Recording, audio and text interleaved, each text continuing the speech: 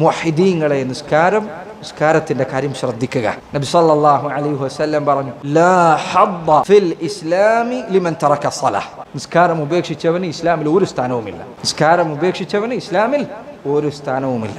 റസൂലുള്ളാഹി സ്വല്ലല്ലാഹു അലൈഹി വസല്ലം പറഞ്ഞു, അൽ അഹ്ദു അല്ലദീ ബൈനനാ വബൈനഹും അസ്സലാഹ് ഫമൻ തറകഹാ ഫഖദ് കഫർ. നമുക്കും അവർക്കും ഇടയിലെ വേർതിരിവ്, വേദക്കാർക്കും മുശ്രിക്കീങ്ങൾക്കും മുസ്ലിമീങ്ങൾക്കും ഇടയിലുള്ള വേർതിരിവ് എന്താണ്? അസ്സലാഹ്, നിസ്കാരമാണ്. ഫമൻ തറകഹാ ഫഖദ് കഫർ, നിസ്കാരം ഉപേക്ഷിച്ചാൽ അവൻ കാഫിറായിരിക്കുന്നു. റസൂലുള്ളാഹി സ്വല്ലല്ലാഹു അലൈഹി വസല്ലം പറഞ്ഞു, അവ്വൽ മാ യുഹാസബു ബിഹിൽ അബ്ദു യൗമൽ ഖിയാമ മിൻ അമലിഹി അസ്സലാഹ്. ഒരു മനുഷ്യന്റെ പ്രവർത്തനങ്ങളിൽ ആദ്യം പരീക്ഷിക്കപ്പെടാൻ പോകുന്നത്, ചോദ്യം ചെയ്യപ്പെടാൻ പോകുന്നത് നിസ്കാരത്തെക്കുറിച്ചായിരിക്കും. അത് ഒരാൾ നന്നാക്കിയാൽ അവൻ വിജയിച്ചു, അത് ഒരാൾ നഷ്ടപ്പെടുത്തിയാൽ ഫഖദ് ഖാബ വ ഖസർ, അവൻ നഷ്ടത്തിലായിരിക്കുന്നു.